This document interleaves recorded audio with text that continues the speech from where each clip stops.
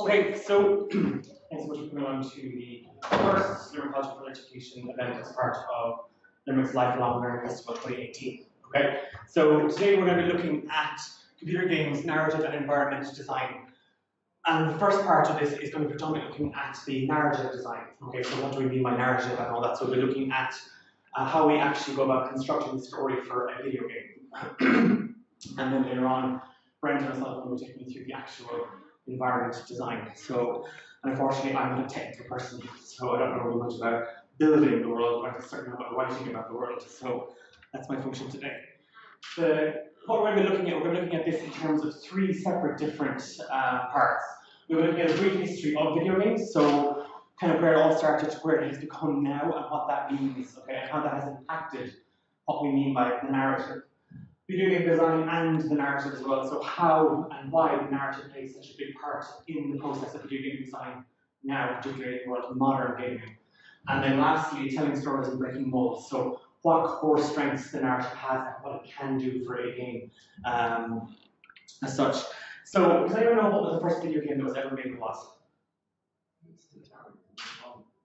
Was it the Space Wars one? It wasn't Super Mario, which was 1983. Okay. It wasn't Space Invaders, which was 1978. It wasn't Pong, which was 1972. Space Wars to be the start. Yes. So it's what you're looking at is you're looking at the first. Now, to be more accurate, this is an electronic interactive game. Okay. There are many people who study the processes of video game design, and they argue that what we're looking at is not actually representative of what a video game is. Okay. For those not familiar, this is the cathode ray tube amusement device. Anybody heard of it before? Okay, so it looks like something you'd see in a submarine, or even something that you might have in a hospital from the 1950s, and this is telling you whether you're alive or not. It's actually a very simple device. It was developed by Thomas T. Goldman Jr. and Esther Ray Mann. They were actually working for a television company when they invented this.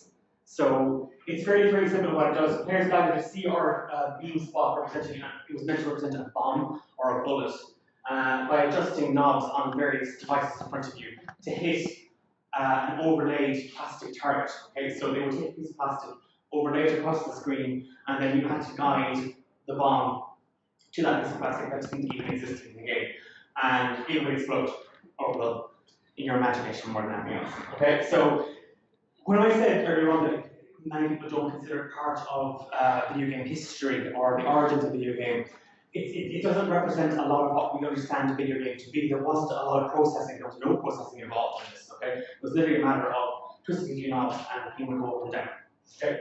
So it would be another 30 years before the world of video games would find its feet, and that's where we start to see the likes of Atari, Pong, Space Invaders, Pac-Man, all kind of start to get their place here. So the 1940s, as I said, it's not considered a video game as such, but by all accounts, we start to see people are being drawn to this area. Okay, so it's another form of entertainment, and while it may not be representative of the modern video gaming industry, it certainly harks back to early interest in electronic devices for entertainment that weren't just, it wasn't just the television, it wasn't just the radio. Okay. So, as I said, it's going to be a brief timeline to get you through it, so I'm not going to go into the massive amount of detail that is the history of video games. So, in the 1970s, Atari introduced Pong to the arcades, and it's a smash hit. So, chances are, if you ask your parents, they will remember sitting in a pub. Now, we have many arcades in Ireland. Usually, a pub will have a coin machine sitting in some dusty corner, and there will often be a gang of teenagers, when teenagers were allowed in pubs, sitting in one corner, putting coins in, and playing Pong. In 1975, Pong found its way into the home and the world of video games and infiltrates the all-American home. Sears, which were a huge conglomeration of American shops, actually had branded the Atari console with the Sears logo on it, and it sold millions of copies around the States. Okay. 1977, Atari video game system is the first commercially successful system sold separately, so you could actually buy pieces and insert them into it. Okay. When I say first commercially successful, it was beaten to the punch by the Fairchild console. That didn't do as well. is sort of Atari seemed to have its grip firmly on the consumer. In 1983, Nintendo entered the realm of video game consoles with the Famicom released in Japan. Okay, has anyone seen the Famicom? Actually, I had the first Nintendo. right. Okay. So all right. Okay. So it was one that we never had in our house because it was far too delicate a piece of equipment to actually have small children running around with. But the Famicom got its roots originally in Japan, and then in 1985, Nintendo kind of realized they were onto something big here. They took the Famicom console, gave it a lick of paint, changed its cosmetic nature. It didn't change anything to do with the hardware. They changed it cosmetically, called it the Nintendo Entertainment System, or the NES for short, and remarketed it to the North American and then eventually European audiences. Okay, and it was a massive success, predominantly because this is where we start to see this lost selling for consoles, where the piece of hardware that people are buying is more expensive, and then they make a loss on that because people are actually spending it with bundles, so you bundle it with a package. So Nintendo started bundling it with games, which contributed massively to the success of Super Mario Bros. Title. And again, something that most of us will have seen, and hopefully most of us will have played at some stage. And if not, you can probably play it on your phone at this stage. I remember the first Nintendo came with Super Mario. Yeah. So that's where we start, and this is where we start to see the change in terms of video game design. While it's a little bit rudimentary to start talking about narrative even as far as the 80s, we do start to see story become a very, very big part of the gaming industry, and people start to think about it as a creative outlet for writing and not just for the technical aspects of it or the artistic aspects of it. So we move on very, very quickly. So what we're looking at is, again, Pong. That's the original Famicom released in 1983. It looks like something you get out of the box of cereal. The Atari with controller. So the Atari had a joystick controller. And in the 80s, you start to see the process of using an actual controller. So with directional buttons and pad, and then obviously Super Mario Brothers as released. 1990s, we're on to the fourth. So this all starts to happen very, very quickly. So in the 1990s, we get our fourth generation of console, and it's the Super Nintendo Entertainment System and Sega's Mega Drive, both of which are kind of considered the precursor to what's now commonly known as console wars. So in most houses, you either had a Sega Mega Drive or you had a Super Nintendo. You didn't have both unless your dad was rich, or you won one on the 10. So it was very, very rare to have a household that actually owned both the Mega Drive and the Super Nintendo. 1994, PlayStation enters the market in Japan and utilizes compact disc instead of cartridge. It was a near instant success, thanks in large to the available titles. So the PlayStation takes off massively in Japan. And again, they realized that they were onto something here, so immediately it's made available, or almost immediately it's made available to a Western audience. In 1996, the Nintendo 64 retains the cartridge, they retain they take it out, blow it, and see if it's working, put it back in cartridge. But it's the main competition for the Sony PlayStation. The console wars had begun with the 5th gen. So less than 6 years into the 90s, we already were on to the actual 5th generation of consoles. The 6th gen comes out 2 years later with the introduction of Sega's Dreamcast, followed by the PlayStation 2, Nintendo GameCube, and then the Xbox by Microsoft in 2001. So within a very, very short space of time, we start to see a rapid move and rapid development within the gaming industry. And all that actually starts to have a knock-on effect on how we perceive gaming. Okay? Since then we've moved on, I'm skipping, so everybody I think is hopefully born at least into the 2000s at this stage, and if not, then you're very, very young to be here. Since then we've moved to 2 older generations, currently on the 8th gen of consoles and gaming, but many now currently arguing, and when I say many, I mean people on the internet, and when I say on the internet, I mean on Reddit, arguing whether or not the Switch is the 9th generation console or still part of the 8th, because if you've been on the Wii U versus Switch threads, you'll see some very heated arguments. In that time, the handheld gaming industry saw a massive revival, with mobile gaming opening up massive new markets. So the likes of Candy Crush, PS4, Wii U, Xbox One. So again, most of us, or anyone that is interested in gaming, you will probably have one of the current generation consoles. Okay? If, like me, you spend your money way too frivolously, you probably want all of them and probably play half of them. And then nearly everybody at this stage has some sort of mobile gaming app on their phone to distract themselves one time or another. Okay, I'm not saying you're avidly playing Candy Crush constantly, but we've all been exposed to it, we all certainly see the ads. So what does it actually mean when it comes to, any questions actually about the timeline? Or anybody wants to hear this? What was everybody's first console? Oh, my gosh, Nintendo. Nintendo. Mega Drive.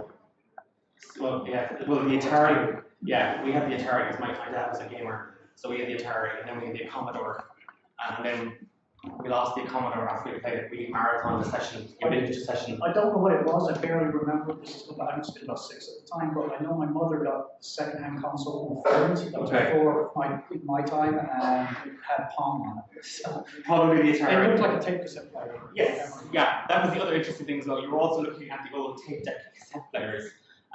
So if somebody accidentally played just a little too long, you'd have to take a pencil and rewind the whole thing manually, put it back in and hope it actually worked. So we went from that then straight into cartridges, so taking it out, blowing at it, making sure it was working, put it back in. But for hopefully most of the room, you've had some introduction to consoles at one stage or another in your life. And in our house, it was the Super Nintendo for myself and my brother, and then we remained Nintendo fans right up until my parents could afford to start getting us a PlayStation 2, and Santa brought that. So, so what does the history of video game design have to do with the narrative? Well, if you look at, let's say Pong, we'll take Pong as our example. There is no narrative. We're not doing it like, yes, we're competing against each other to put a square pixel into another person's net that you don't even see. So you're trying to bounce it into the unknown and back and forth. There is no narrative. You can invent one if you wish, but there is no narrative. Okay? So game design very back, it was very rudimentary. We were doing very, very simple things with what we could do at the time. As time has progressed, we start to look for more from our games. We don't just want to be doing move from A to B. We want to know, why am I going from A to B? What's my purpose? What's my goal? And we started to see that emerge in the 70s, and then especially with the likes of The Legend of Zelda in the 80s, we start to see an even bigger jump. And then in the 90s, it's a whole new ballgame. And now we're actually in the realm of really putting the narrative in control of the player's hands. So aside from appreciating how far the industry has come in less than a century, and that's important to know, that it's been less than a century and we're already on our 8th generation of consoles. So this is a fairly new industry for the world to get its head around, and it's already $1 billion, if not $1 trillion industry worldwide. Okay? It's important to see how they developed, just where the narrative aspects came into play. Video games were definitely technical and certainly artistic, but until the narrative began to be developed, they had no real heart or soul. And that's what many people argue is the narrative, that's the purpose of the narrative. To give the game heart or give it soul, to tug on your heartstrings, to immerse you in that world, to make you care about why you have to go to the next castle to find the princess. Okay? It's not just about, oh, I've got a new gun, I can shoot something, oh, it does the same thing as the other gun. But it's, what's the purpose of this? Why am I, as a player, to be engrossed in this? What do I gain? What do I learn from it? And I'm not saying all the time when we play these games, we're sitting there going, I need to be taught a life valuable lesson, in Street Fighter. We're not saying that. What we're saying is we have the option to do that. We now have the facility to sit down and actually digest this game for what it's worth and what it offers us. So, narrative refers to a story, connects events, real or imaginary. Now, in hopefully most scenarios when it comes to video game, they're imagined. Presents in a sequence of written or spoken words or still or moving images or both. Now, as we know in video games, it's a combination of that. Okay, it's moving images with written and spoken word, usually in a cutscene that doesn't look anything like the actual footage you're playing, but still we allow ourselves that freedom. The word derives from the Latin verb narrare, to tell. Okay, and modern video gaming has strong storytelling at its core. Without it, video games couldn't have come as far as they have, and that's. I don't think anyone could argue with that point. Okay, that the transition period for gaming has been so short. You have to ask yourself what has sold it. And yes, the advancement in technology, the introduction of the internet has had a huge impact on it. And as a community of gamers, when we come together, we often end up talking about and debating. Again, we love a good debate about the semantics of a video game character. We end up asking ourselves some really interesting questions about the character, about the story, and interpreting it very, very differently. who you picked for your Mass Effect squad. Okay? What ending did you get in Dragon Age Inquisition? What's the point of Minecraft? So we ask ourselves all these questions constantly. And the internet has allowed us to do that. We've given ourselves that space in which we can have those discussions. But ultimately, they could never really fully develop as fully realized pieces of art, immersing their audience in a world of well-rounded characters and engrossing stories. We become extremely attached to our characters. And I'm not talking fan art and fan fiction. I'm talking about the fact that when a video game character, and I will try to avoid spoilers, when a video game character dies, we can have an emotional reaction to that. And within the gaming community, that's more than acceptable. Some people will laugh at you, particularly if you spent hours leveling up areas only for it to die before the end of the first disc. And if you haven't picked Final Fantasy VII, my apologies now, but that was my emotional breakthrough as a young adult. My mom had to come in and stop me. So it was, but it was because I got her final little break. That's all that was. It wasn't the fact that I was kind of had a crush on her. How long did it take? It was work. We read it on the internet that you could get her limit break before she died, so we spent ages doing it. And then you leave the city and then she's gone. Yeah, great, wonderful. There was 20 hours we're not getting back, so worth it. But that's what it is. So we often, and there is a big discussion, and we can't not escape it. And you might be even asking yourself, what's the point? I mean, who cares about the story? Who cares about the narrative? Who cares? I just want to shoot, punch, build stuff, and look good while doing it, because all that's important to me as a gamer is I've got the best tech and my machine is putting out the best graphics, and that's all I care about. If that's how you approach gaming, then that's perfectly valid and that's perfectly fine. But there are those of us that look a little bit beyond that. We look a little bit more into it. The same way there are people that look a little bit more beyond what does Harry Potter mean, or what's the metaphor for Lord of the Rings. What do we? On the surface, that's what they are. They're a book. They're a fantasy. On the surface, it's a video game where you shoot stuff, punch stuff, build stuff. But beneath it, what are we learning? What is the creator trying to tell us? What does our response say about us as the player? And what does it say about the game in front of us, the product, the piece of art in front of us? So, millions of gamers, game designers, writers, programmers, artists, and critics around the world here, and here's why. So this is where we kind of start to get into the purpose of narrative within video games. I'm going to play any of the ones on the screen in front of you. So you've the Legend of Zelda, Pokemon Red, Final Fantasy VII, Telltale's The Walking Dead, which destroyed me, and we were looking at the reboot and the original, well, semi-original Lara Croft. Okay, Technically unaffected. Okay, but what we're looking at is we're only looking at a very, very, and I'm not even saying a snapshot. It's a tiny drop in the ocean of what's out there in terms of video games. Okay, and it just so happens since I'm delivering this part of it, I got to pick some of my favorite ones, or the ones that I've had the biggest connection to. Okay, and it's not just we had a Pokemon Red with my brother, and I've tied certain parts of my life to these video games. They've helped me grow as a person. And for some people, it's sports. For some people, it's books. For some people, it's school. For me, it was. We picked Squirtle at the start. And we picked Squirtle. It was a fight. We only had one Game Boy and we only had one Pokemon, so we picked Squirtle. But they've all had profound impacts on me, especially as a younger person growing up. And learning. I learned a lot about what I know about life from video games. Okay? Which is probably why I'm super so there is so much more designing video games, but for the purpose of this talk, let's boil it down to the following. So if we were to break video games into 3 parts, you would have the look, so graphics, design, world, environment, sounds, and even music scape. Okay? The feel, so gameplay, controls, and mechanics. So when we talk about the feel of the game, we talk about the actual gameplay, we talk about the actual mechanics. And then we talk about the story, which will be the narrative and the characters. Okay? So, and for the purpose of this talk, we're going to be focusing predominantly on narrative. So, all of these things allow a player to fully immerse themselves in the world, and you cannot have a video game that immerses you in a world without all 3, without the look, without the feel, without the story. Okay? All 3 work together to actually build that world, that sense of immersion, that reason we stick around with it. The look tells us what we see and hear in that world. The feels let us know how to control that world. So what can I actually do in this place? So what are the mechanics? What does the gameplay allow me to actually experience as part of this? And then the story tells us how we feel and what we're doing in this world, okay? So, and it could be something simple of, great, I'm clearly just going to emulate the emotions of the character on screen. That's fine. I don't actually care. I just want to shoot people and grant a dog. That's totally fine. Go see the guidance counselor afterwards. It's perfectly valid. If you want to limit your experience to that, but there are so many more, and some of you might kind of want to buy into Kingdom Hearts, and not just because it's a big emo game. But Kingdom Hearts is, again, one of those games that has drawn me in massively, and I care quite a lot about the main three titles and one of the segues. I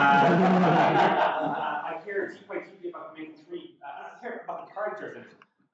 It has had a huge impact, and that's down for me as a gamer. That's down to the narrative.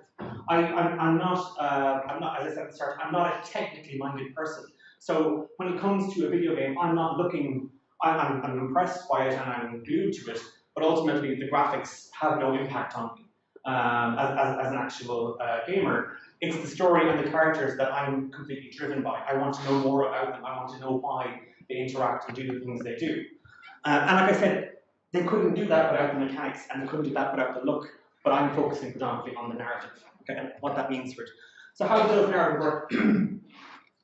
It's not just about telling a story. Okay, that's not what it's not a here's part A, here's part B, and it's over part C. Great, job done. When you read a book, it pulls you into the world of the characters. When you watch a film in the cinema, you lose yourself in that space and forget the outside world. A video game does the exact same thing and more.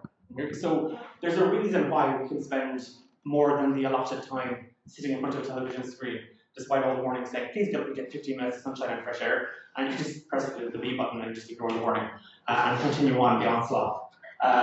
You are in control of that narrative, okay? And that's a very different type of control than when it comes to watching a film. We can all pause the DVD.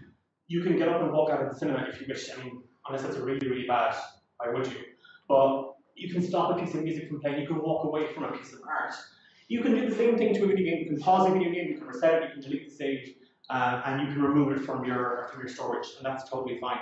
But when we talk about control in a video game, you control your own experience with it.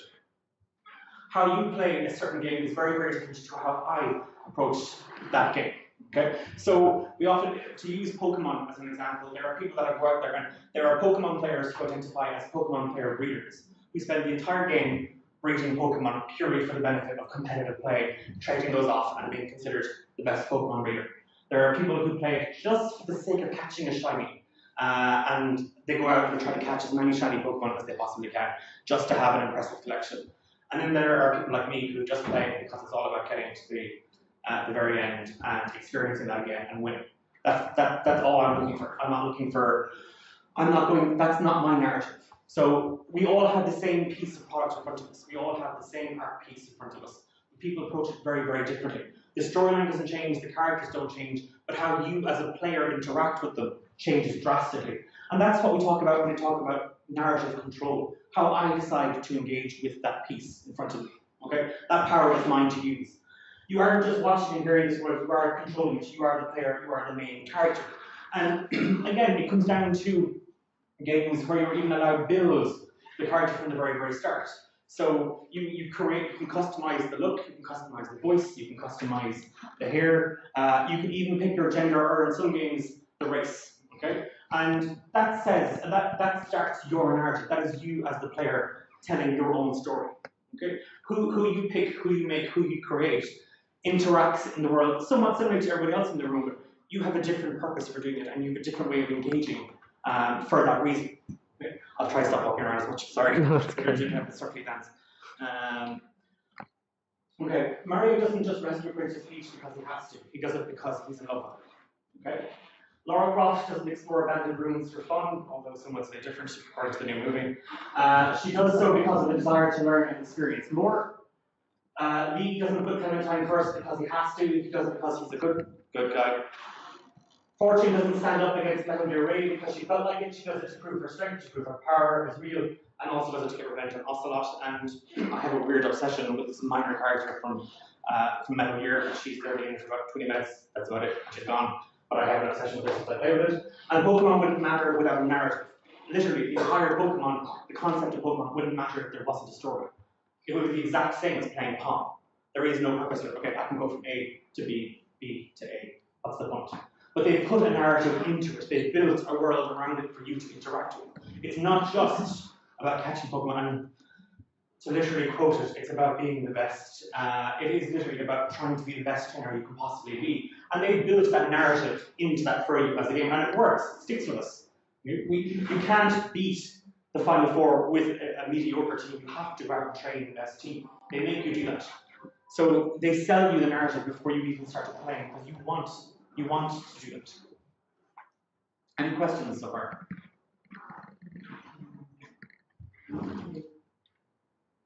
I'm going to play a. There's some gunshots. You probably own it anyway. You probably finished it before I did. This scene is taken from Naughty Dog's 2013 title, The Last of Us, and it's only 2 minutes. But while we're watching it, I want you to ask yourself what you're actually feeling as you're watching. Now, if you've already played the game, you'll know the scene straight away. If you haven't, it may invoke. It's not particularly hard to watch, but it is quite an emotional scene and what it lends. So.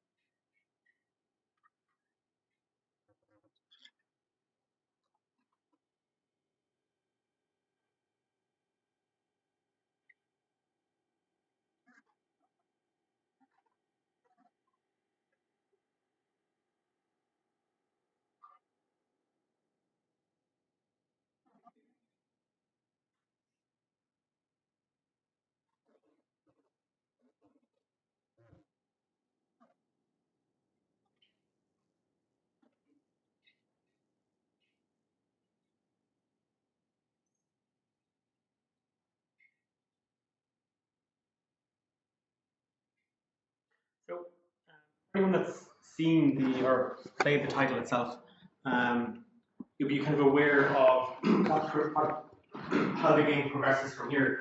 But before I move on to the rest of the slide, I just want to talk about some of the things that we might see in it, okay? And how the look and the feel blend into the story. One of the key aspects, and I don't know if you picked up on it, but consciously you may not have done, subconsciously it does. The music has a huge impact. There is no music at the start whatsoever. It's this empty space. There's nothing playing other than the sounds of the breathing and the footsteps, and then the gunshots. And then just as Joel covers that Sarah has been shot and mortally wounded, the music kind of kicks in, and it's a guitar, okay? And it's quite a low, kind of soft, and immediately it starts to pull on the heartstrings. It's a hard scene anyway, but then you add in music. It'd be very different if you put some chiptune in there. You probably wouldn't have the same impact. But the music is playing into it, as are the visuals. We're watching a father cradle his dying child. It shows us that, and it shows it in a lot of detail. Okay, so the look and the feel are really adding to the narrative here. And what we're seeing is it's the setup. It's the setup for that character. So very, very different. It's also significant. Shortly before that scene, the gamer plays as the dog. yes, I was about because that's the interesting thing. We're experiencing the game as Sarah at the start. So it sets this up as this is somebody we kind of want to care about. This is us in the game at that very moment in time. We are trying to get from that A to B idea. We need to get out. There's something bad is happening in the world, and we need to find safety. And we're desperately trying to survive. So what we start to see is, and then when we get to the cutscene and all this starts to play out, control is taken out of our hands. So the feel of the game is gone, and we're now left as bystanders. So it's a narrative device, and we're going to be talking a little bit about narrative designing a little bit, but it's a narrative device played on the story, so that we have now lost control of the situation. Just like Joe, the main character who's creating his daughter, he cannot control what's happening here. She is dying, and there's nothing he can do about it.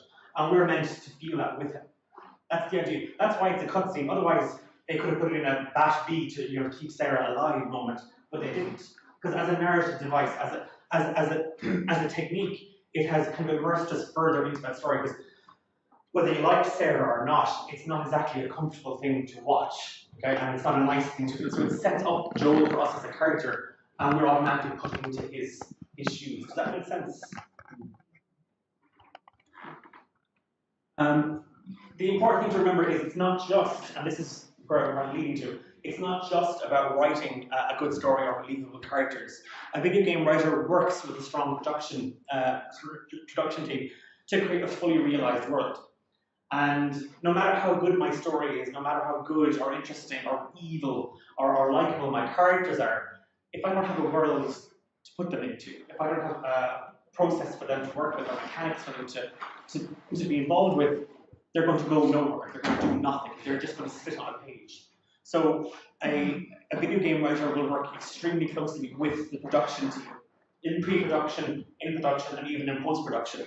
And often, and this is where I want to start kind of clarifying, you have a video game writer, somebody who writes the video game, who writes the story, who writes the characters, who writes the dialogue, and then you have a narrative designer.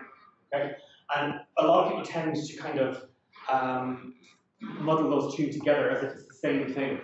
A narrative designer can be a video game writer, and a video game writer can be a narrative designer, but they have two very different roles in terms of designing a video game. A writer might be responsible for the story and characters and even dialogue, but the narrative designer ensures that the gameplay and story work in harmony with each other.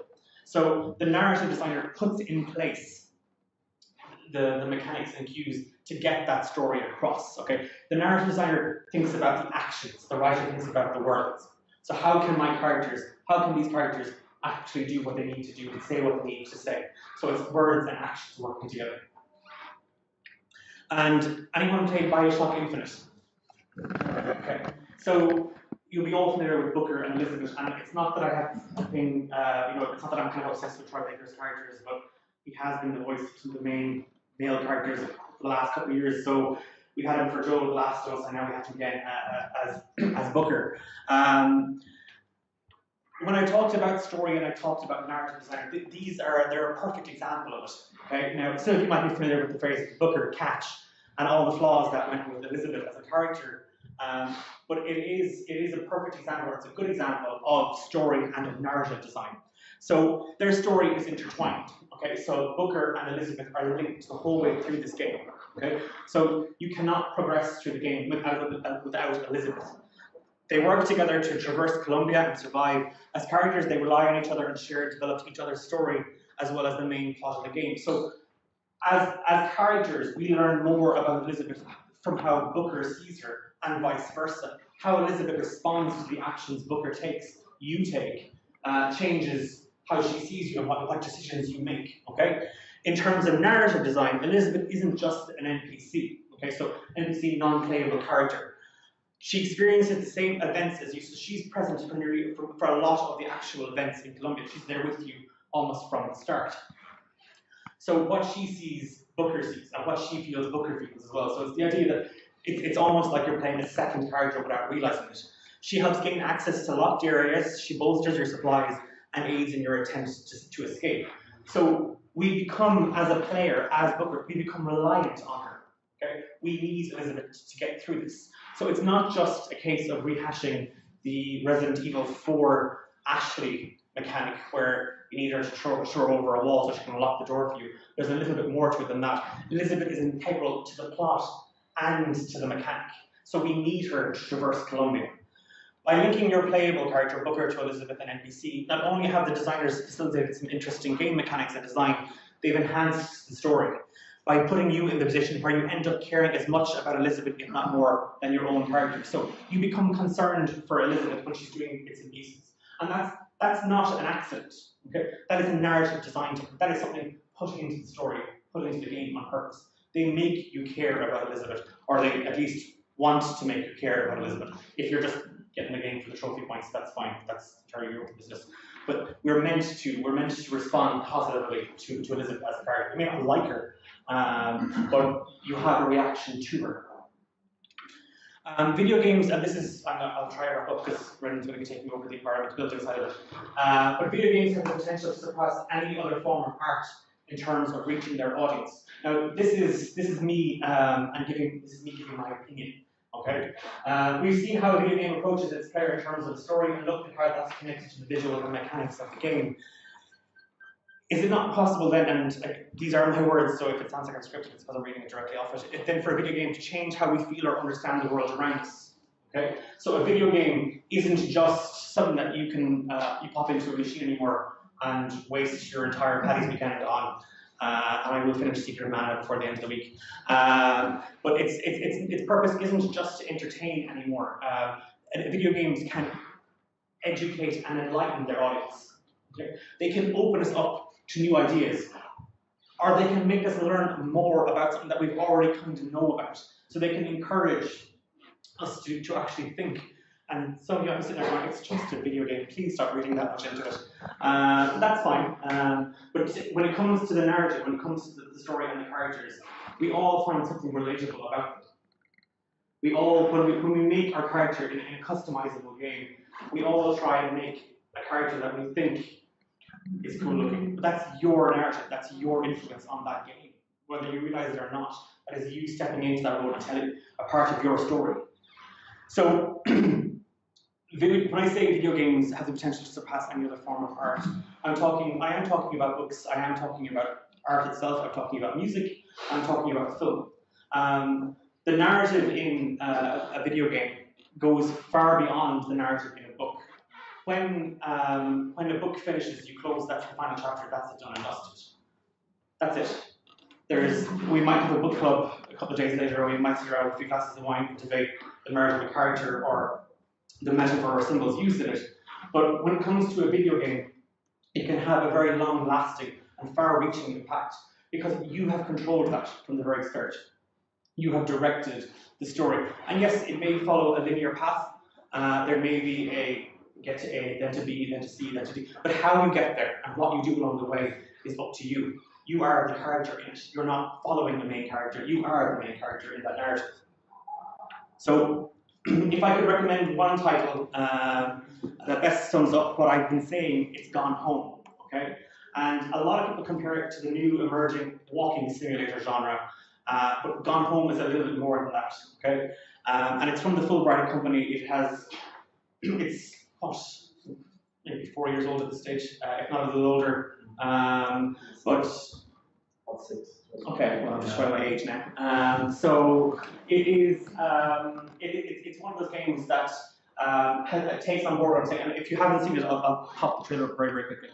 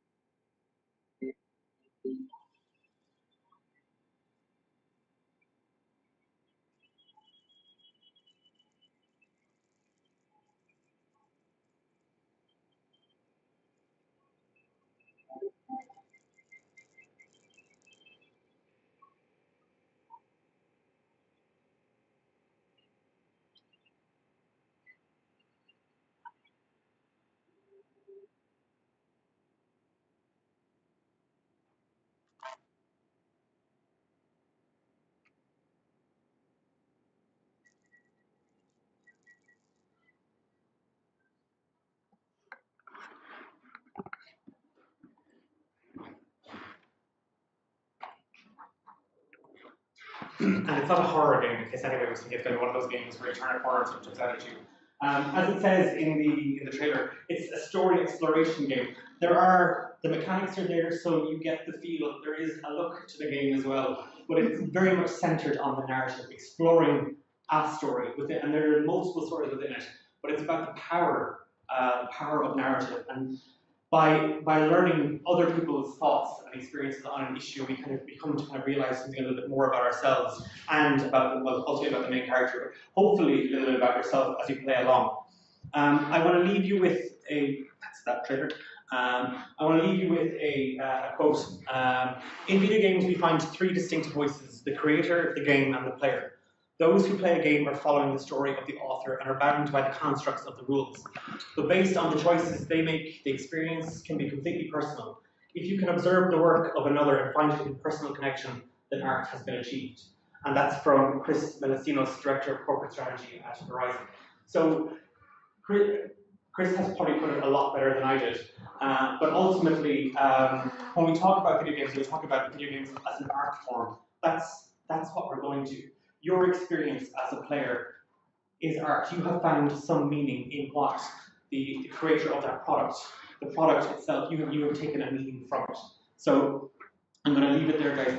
That's it for me for this first part. Brendan is taking over for the next